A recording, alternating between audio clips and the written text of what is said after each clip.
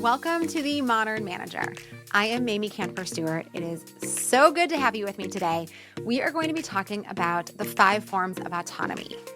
Before we dive in, though, make sure you hit that subscribe button so that you always are up to date on the management practices and tips and all the stuff that I share every week to help you build a thriving team and a workplace where everyone gets to be their best self and do their best work. All right, so autonomy. What is it and why is it so important? Well, Daniel Pink is a psychologist and the author of the book Drive, and in it he talks about the 3 factors of motivation, and one of those is autonomy. The others are mastery and purpose. But for him and the research that he did, autonomy rose to the level of importance as one of the 3 most critical factors. And so as we think about how do we give our team members autonomy, we don't want to just give them all forms of freedom, right? That's not usually the right way to work with people. But there are ways that we can give them more autonomy that can be aligned with what they need and want, and what we need and want, and what the context needs and wants. So before we dive into the actual different 5 forms, let's just be clear that autonomy is being free from control or influence, basically being independent. So of course, who doesn't want to do that? Who doesn't want to feel free from control and influence? The question is just how. So here are the 5 different ways that you can think about autonomy. The first factor is what you work on. So in this case, we're talking about the tasks that you are responsible for doing. What work do you get to do? What work do you have to do? Do you have a choice in choosing which projects you get to work on, choosing which tasks you get to do, choosing which responsibilities you have, choosing which decisions you get to make? All of that has to do with your ability to control what work is on your plate. So that is one way that you can give your team members autonomy, is allowing them to actually say, I'm interested in working on that. Can I raise my hand for that project? Or can I take this task on? Or I don't want to take on that responsibility. Is there someone else who can do it? The second factor of autonomy is how we get the work done.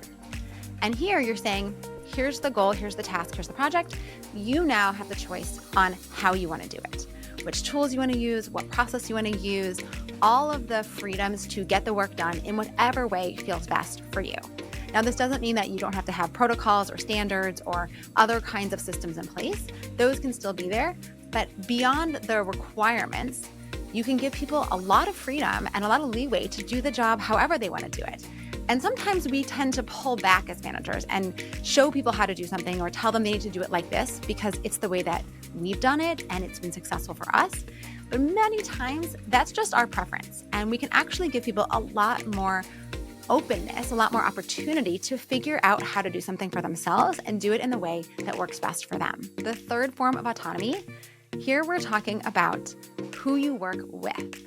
Now, in small teams, you might not always be able to have a choice about who your colleagues are, but especially if you're in a larger organization, you can give people opportunities to work with certain people that they really love working with and collaborate well with, or sometimes avoid working with people that are really stressful for them, or where there's a lot of frictions and they haven't quite figured out how to work together. So allowing people to kind of opt into different team settings or choose their colleagues or who they want to collaborate with, that's another way we can give our team members autonomy and help them feel empowered to be surrounded by people that they enjoy working with, they work well with, and who make them feel alive and valued and like they belong on the team. The next form of autonomy is where you work. Now, I know we're going through a lot of stuff around work from home, working in the office, do we have to be in together or not? But even before that, or even with all of that that's happening right now, there's still a lot of opportunity to give people space and autonomy in terms of where they work. So if you're requiring people to come into the office, do they need to sit at their desk? Or can they use an empty conference room? Or can they sit down in the lobby where it feels maybe a little more like a coffee shop?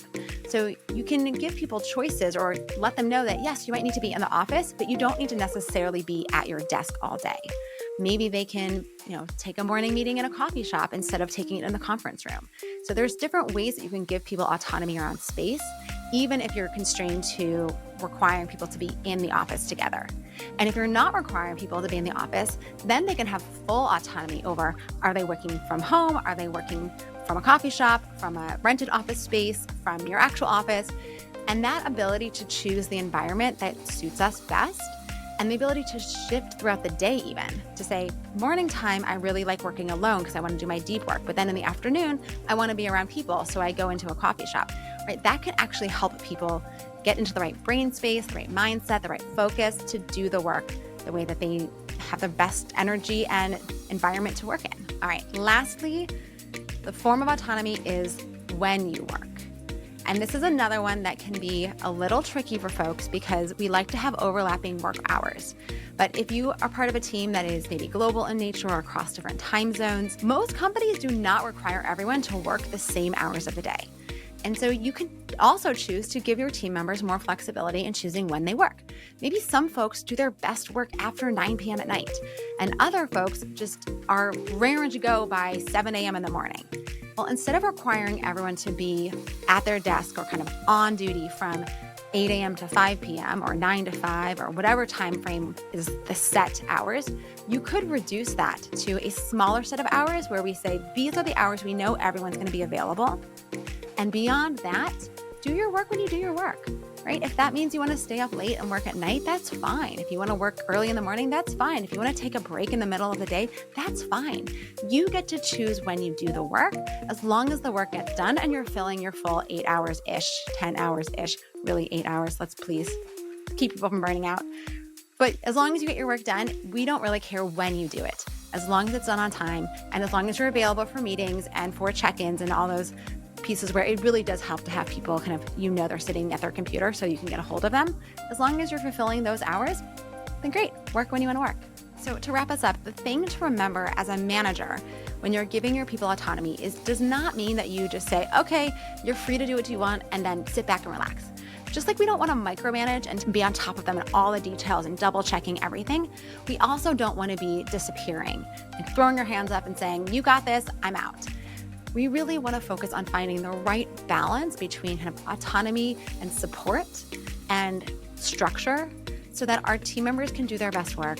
The system is designed to support them, to make sure that our needs get met as managers, their needs get met as employees, and that the context is working for the whole team, for our customers, for our other stakeholders. If you found this video helpful, I hope you'll subscribe to the channel and also check out my latest video.